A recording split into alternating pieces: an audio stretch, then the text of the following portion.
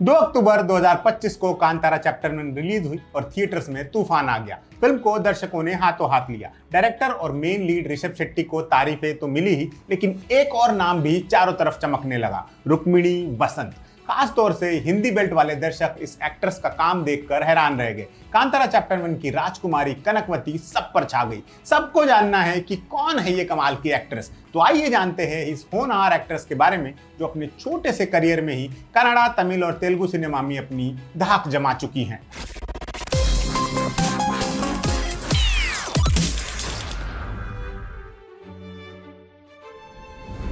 रुक्मिणी वसंत का जन्म 10 दिसंबर 1996 को बेंगलुरु में हुआ। उनका पूरा नाम है रुक्मिणी वसंत वेणुगोपाल। वो एक शहीद की बेटी है, एक कलाकार और समाज सेविका की बेटी है। रुक्मिणी के पिता कर्नल वसंत वेणुगोपाल कर्नाटक के पहले ऐसे व्यक्ति थे जिन्हें अशोक चक्र से सम्मानित किया गया। 31 जुलाई 2007 को जम्मू कश्मीर के उरी सेक्टर में घुसपैठियों को रोकते हुए कर्नल वसंत शहीद हो गए थे। अपने पिता की शहादत के वक्त रुक्मिणी सिर्फ 10 साल की थी। रुक्मिणी की मां सुभाषिणी वसंत एक जानी मानी भरतनाट्यम डांसर है। अपने पति की शहादत के बाद उन्होंने Vasant Ratna foundation for art and culture की स्थापना की, जो शहीदों की विधवाओं और उनके परिवारों के लिए मदद करता है।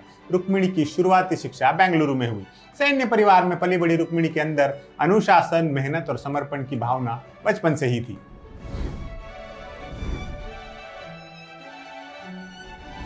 रुक्मिणी को बचपन से ही क्लासिकल बैले और थोड़ा बहुत भरतनाट्यम आता था, लेकिन सिर्फ डांस से संतुष्टि नहीं मिल रही थी। वो कुछ ऐसा चाहती थी जहां वो शब्दों के जरिए खुद को एक्सप्रेस कर सके। 13 साल की उम्र में एक स्कूल प्ले ने उनकी जिंदगी बदल दी। उसके बाद वो लगातार स्कूल के थिएटर प्रोडक्शंस में हिस्सा लेने लगी। यहीं से शुरू हुआ उनका थिएटर और एक्टिंग का सफर। उन्होंने ट्रिनिटी गिल्डहॉल ड्रामा एग्जाम भी दिए, जिसके लिए उन्होंने खुद अपने ड्रामेटिक पीसेज लिखे। स्कूल खत्म होने के बाद बारी आई करियर चुनने की, और रुक्मिणी ने फैसला कर लिया था उन्हें एक्टिंग सीखनी थी, और वो भी दुनिया की बेस्ट जगह से। तो वो पहुंच गई लंदन और royal academy of dramatic arts उर्फ राडा।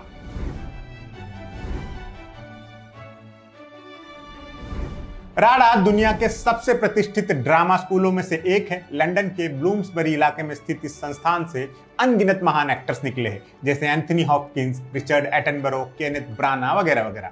2015 में रुक्मिणी वसंत इसी संस्थान से ग्रेजुएट हुई। राडा की ट्रेनिंग ने रुक्मिणी को वो बारीकियां सिखाई जो किसी भी एक्टर के लिए जरूरी होती है। थिएटर की समझ, character analysis, dialogue delivery, body language, सब कुछ। 2017 में वो द स्पार्जेल स्टारलाइट थिएटर टूर का हिस्सा बनी, जो जर्मनी गया था। लंदन से लौटने के बाद रुक्मिणी बेंगलुरु वापस आई, और अब सवाल था फिल्मों में कैसे एंट्री हो।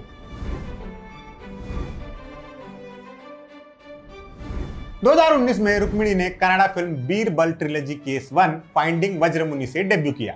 MG श्रीनिवास के डायरेक्शन में बनी ये फिल्म एक मिस्ट्री थ्रिलर थी। फिल्म कोई बहुत बड़ी हिट नहीं रही, लेकिन रुक्मिणी की नेचुरल एक्टिंग ने लोगों को नोटिस करने पर मजबूर किया। लेकिन इसके बाद सन्नाटा। अगले 4 साल तक उनकी कोई फिल्म नहीं आई, लेकिन उन्होंने हिम्मत नहीं हारी। थिएटर वर्कशॉप्स में हिस्सा लेती रही, अपनी स्किल्स को और निखारती रही, और फिर 2023 में आया वो तूफान जिसने सब कुछ बदल दिया।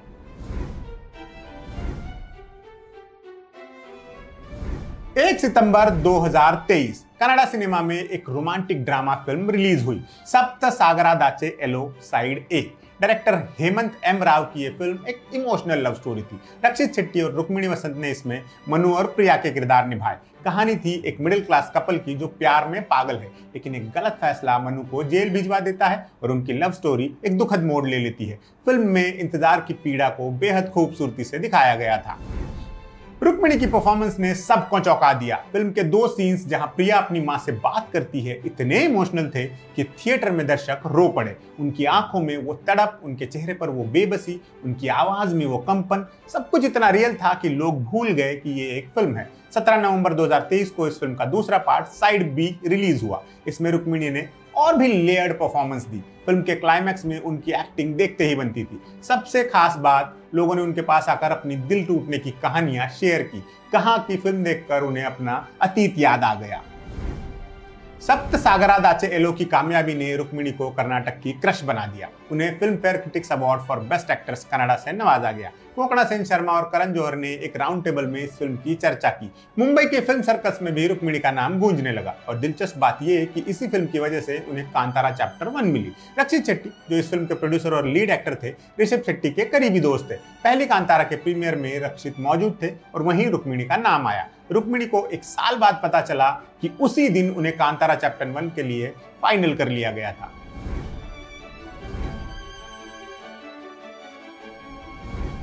सप्त सागरादाचे एलो के बाद रुक्मिणी ने पीछे मुड़कर नहीं देखा। 2023 में ही उन्होंने बानादरियल्ली की, जिसमें वो गणेश के साथ नजर आई। इस फिल्म में उन्होंने लीला का किरदार निभाया, एक फ्री स्पिरिटेड लड़की जो प्रकृति और एडवेंचर से प्यार करती है। इस रोल के लिए रुक्मिणी ने सर्फिंग भी सीखी। फिल्म में उनका यूथफुल एनर्जेटिक अवतार देखने लायक था। लीला का किरदार रुक्मिणी की वर्सेटैलिटी दिखाता है कि वो सिर्फ इंटेंस इमोशनल रोल्स ही नहीं बल्कि लाइट हार्टेड फ्री स्पिरिटेड किरदार भी बखूबी निभा सकती हैं। 2024 रुक्मिणी के लिए और भी व्यस्त साल रहा। उन्होंने 2 बड़ी कन्नड़ा फिल्में की, श्री मुरली के साथ बघीरा और शिवराज कुमार के साथ भैरती रानगल। बघीरा एक सुपर हीरो फिल्म थी जो होम्बाले फिल्म्स के बैनर तले बनी थी, वही बैनर जो केजीएफ और कांतारा बना चुका है। उसी साल रुक्मिणी ने अपना तेलुगु डेब्यू भी किया, अपुडो इपुडो एपुडो में निखिल सिद्धार्थ के साथ। फिल्म को मिक्स्ड रिव्यूज मिले, लेकिन रुक्मिणी की परफॉर्मेंस की तारीफ हुई।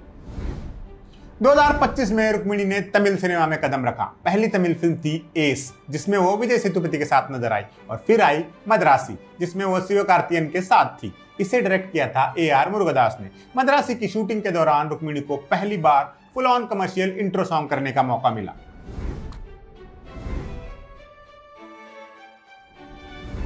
कांतारा चैप्टर 1 की शूटिंग रुक्मिणी के लिए एक खास तजुर्बा रही। फिल्म की शूटिंग कुंडापुरा में हुई, जो मंगलुरु से करीब 3 घंटे की दूरी पर है। ऋषभ शेट्टी और उनकी टीम ने हर शॉट के लिए पूरी मेहनत की और सबसे खास बात, रुक्मिणी को एक्शन सीन्स करने का मौका मिला। उन्होंने घुड़सवारी भी सीखी। राजकुमारी कनकवती का किरदार निभाने के लिए रुक्मिणी ने पूरी तैयारी की। दिलचस्प बात यह कि अपने किरदार के लुक के लिए रुक्मिणी ने वैजंतीमाला की फिल्म आम्रपाली से इंस्पिरेशन लिया। कनकवती एक राजकुमारी है, लेकिन सिर्फ नाम की नहीं, वो एक दमदार मजबूत किरदार है जो अपनी जमीन, अपने लोगों और अपनी आस्था की रक्षा करती है। रुक्मिणी ने कनकवती के किरदार को वो शाही रौब दिया जो एक राजकुमारी में होना चाहिए। उनकी डायलॉग डिलीवरी जबरदस्त थी और एक्शन सीन्स में तो उन्होंने कमाल ही कर दिया। फिल्म के आखिरी 15 मिनट में तो रुक्मिणी की परफॉर्मेंस देखते ही बनती है। रुक्मिणी की प्लेट अभी बिल्कुल भरी हुई है। उनके पास सबसे बड़ी फिल्म है गीतू मोहनदास की टॉक्सिक, जिसमें वो यश के साथ काम कर रही है। ये एक पैन इंडिया फिल्म है और इसका बहुत शिद्दत से इंतजार हो रहा है। इसके अलावा खबरें हैं कि मणिरत्नम की अगली फिल्म में भी वो नजर आ सकती है और प्रभास की फिल्म स्पिरिट के लिए भी उनका नाम चर्चा में है। हालांकि अभी कुछ कंफर्म नहीं हुआ है। एक इंटरव्यू में जब उनसे बॉलीवुड के बारे में पूछा गया तो उन्होंने कहा, अगर सही मौका आया तो मैं जरूर करूंगी। धर्मा प्रोडक्शंस के साथ काम करने का मौका मिले तो बहुत अच्छा रहेगा, लेकिन कोविड ने मुझे सिखाया है कि ज्यादा स्पेसिफिक सोचना ठीक नहीं। मैं अभी प्रेजेंट में जीती हूं और उम्मीद रखती हूं कि अच्छे मौके आएंगे। रुक्मिणी वसंत का करियर अभी सिर्फ 5-6 साल पुराना है, लेकिन इस छोटे से वक्फे में उन्होंने शानदार काम किया है। कांतारा चैप्टर 1 की कामयाबी के साथ रुक्मिणी का सफर एक नए मुकाम पर पहुंच गया है। रुक्मिणी वसंत की ये यात्रा अभी शुरू हुई है और जिस तरह से वो हर किरदार में खुद को ढाल लेती है, ये यकीन करना मुश्किल नहीं है कि आने वाले सालों में वो साउथ ही नहीं, पूरे भारतीय सिनेमा की एक बड़ी एक्ट्रेस बनने वाली है। उन्हें नेक्स्ट बिग थिंग कहा जा रहा है। आपको उनका काम कैसा लगता है, हमें कमेंट करके जरूर बताइए और देखते रहिए एम बोले तो।